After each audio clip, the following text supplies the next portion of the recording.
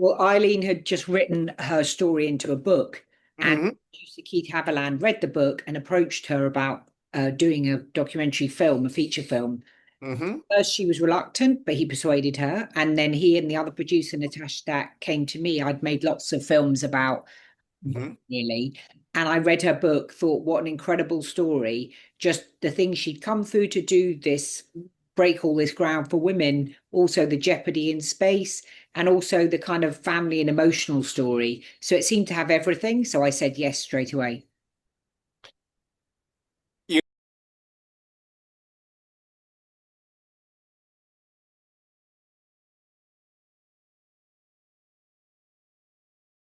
Yeah, it is. So I was started running, like jogging and running, uh, like what I say, 10K races when I was 19 years old to kind of build up my stamina. I knew I really? wanted to be pilot, but primarily I wanted to be a military pilot. So Mm. it's important for me at the time. I mean, I actually needed to lose a little bit of weight and get myself in really great shape to be in the military. And I would say I'm the kind of person that likes an organized life. I don't like chaos around me. I like to know like what's coming, what's the plan. So the life of the military really appealed to me. And it Mhm. turned out that the Air Force started taking women into pilot training, military pilot training, right about the time that I graduated from college. So I applied to the program and I was lucky enough to get in. And I think that kind of that lifestyle of flying airplanes. And by the way, I don't think that flying airplanes, today's airplanes, does not take a lot of strength because you have hydraulic assist and it's very easy. In fact, you have to be careful you don't over control. You have to just use a very light touch when you fly a plane. But mostly you need to be able to withstand the G forces when you have like forces on your body when you're pulling G's or when you're accelerating, and you have to control your breathing. So a lot of that is really like mentally controlling your um when you say your breathing and the way you think, like really mentally, I'd say focus is probably the best word. So a lot of it today for military pilots is like mental focusing and really understanding the mission. And so I found actually that type of work was very appealing to me. And being a military pilot is does not we do not need creative people because you can kill yourself being creative, which is why Mm. we have Hannah, who is the creative director. And Mm. I was more of the by the book procedural, and she was more the creative person.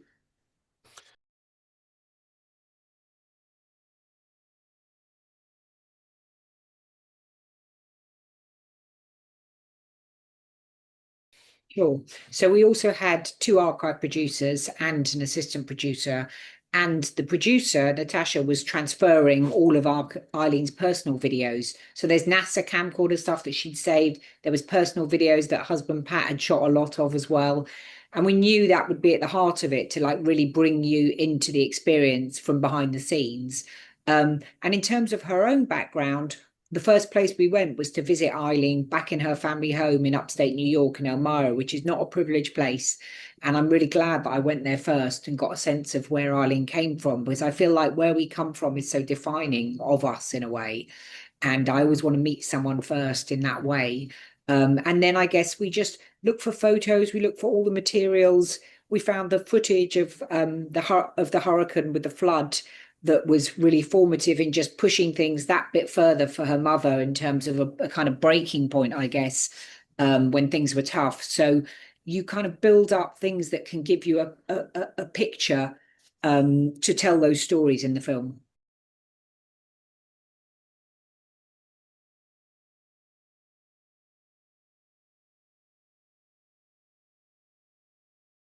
Well, How it works, yes. the first thing is we were about 30 years old when we got married, so we were a little more mature than had we been married at age 21 or 22. So I Mm. think we kind of understood what we were getting into. My husband Pat was also in the Air Force. He flew Air Force aircraft, but he ended up leaving the Air Force to become an airline pilot. Now, Mm. logistically, it's important to understand if a married couple stays in the military, you're eventually going to be assigned to different places. We didn't want that to happen, but Pat also had always wanted to be an airline pilot. So he was about 32 or 33 years old. He left the Air Force and went to fly for the airlines. So Mm. I got transferred, it was easy for him because he can commute. I see. We had our daughter, we had already settled in Houston, and I had already flown one space mission. So I felt like once my family started, I had already, like, my work life was already, I would Mhm. say fairly predictable, fairly settled. And the other women astronauts had children, they had Right. husbands. So I think there was almost a role models that I could follow as far as families, and we were also supporting each other. And my friends would say, hey, if your little baby is sick and you bring her over to my house if you have to go to work. Or, the spouses would always support each other. So the astronaut office, I think, is like a big supportive family. So that really helped a lot. Mm.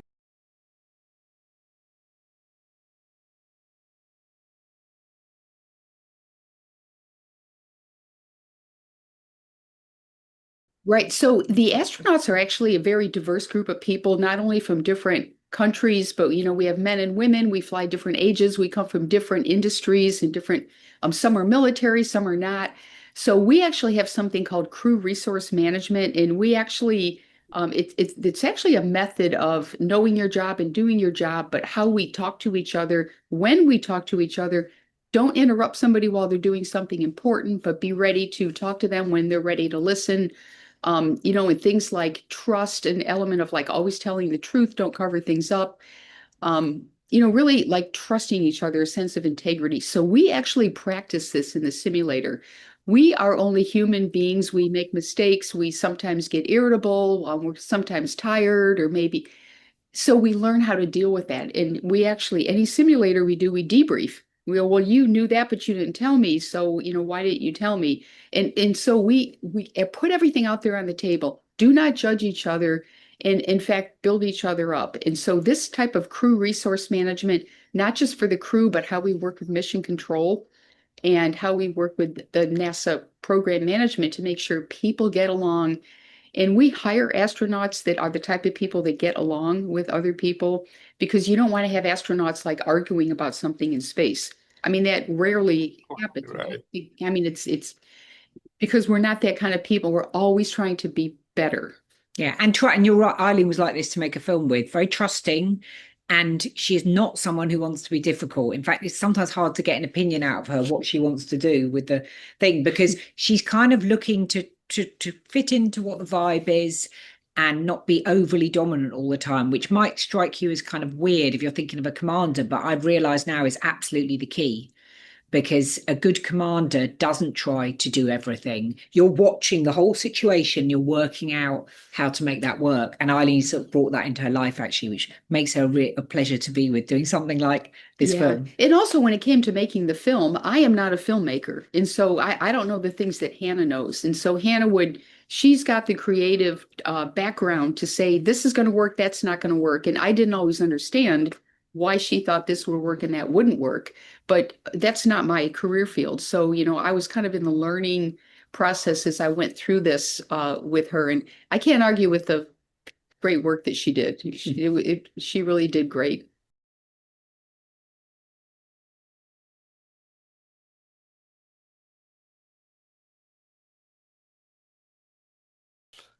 Oh yeah, so he was when we were first scheduled to go up on STS 114, he Mhm. was the rookie, like the first time flyer on my flight. He had not flown before, and my other crew members had. So we all like we make sure that he was totally ready to go. And he was such a, I want to say, reliable person that we trusted him to do a spacewalk. And many times for an astronaut going on their first flight, we don't want them to go out and do a spacewalk. But Mhm. Soichi had done very well in the training, so we said, yes, you can do a spacewalk on your first flight. Of course, we had the tragic accident, and in fact, Soichi and I were only 5 weeks from launch. Our launch for our mission, when the Columbia was coming home and broke up, that was I mean, the crew lost their lives on that. It's hard to even think about it. Hannah did cover it in the film because it is part of our story, but we lost a crew, and Mhm. my crew had to go through the accident investigation and the return to flight period, and we kept Soichi on the flight. In fact, we kept him on those difficult tasks of being a spacewalker, Mhm. brought on extra crew members onto the flight. And Soichi was he was a pleasure to fly with. I mean, he he was very brave in everything he did, and going out for a spacewalk, it was like he couldn't wait to get out there and do his job. And he changed out that gyroscope. We had a broken gyroscope on the space station, and he held this 600-pound gyroscope, which in space weighs nothing because it's weightless, I see, right. to change that out. And I still show the film of Soichi changing our gyroscope on the space station. I could say a lot more. He brought us over to Japan after the flight to do a post-flight and visit his home country and his friends and family, and Wow. ate a lot of great Japanese food while we were there. Okay. Well, they told me to wrap it up, even though I wanted to talk to you more about it. Thank you so much for your time, Hannah and Eileen. Have a Thank, good day. thank you so Bye. much. Bye. So, Eileen, what makes a good astronaut? I'm proud to congratulate Colonel Eileen Collins on becoming the first woman to command a space shuttle mission. Commander. Thanks. Thank you. Eileen Collins and her baby girl standing up for mommy. She would tell me to hope for the best, but expect the worst. I've been flying since I was 19 years old. I asked her out 10 minutes after I met her. I said, "You don't waste any time, buddy." An astronaut is a person who does not fear problems, but yet sees problems as challenges, and frankly, exciting. My mom had a childhood where there was quite a bit of violence. My dad would come home drunk and get into a fight with my mom. It was unpredictable. That was the scariest thing about it. I learned, don't show that you're afraid. That way you control any element of fear that might affect you. Oh my God. We had an accident. Frankly, we've had 2 accidents. Those were moms and dads, and they all died. There were people that wanted to shut down the shuttle program, but there was no way I was going to quit that mission. As astronauts, we live on the edge of danger. I couldn't believe how much anxiety I had built up. A 7-year-old version of myself was like, Mom is going to die in space, and I need to be ready for that. I was willing to take that risk. Would a woman crack under pressure? There was a large part of the community that didn't just think she couldn't do it, but were probably actively rooting against her. She once told me you had to be better than the men to be equal. That's exactly what I want to do. 3, 2, 1. I think until we are tested, we don't know what we're capable of.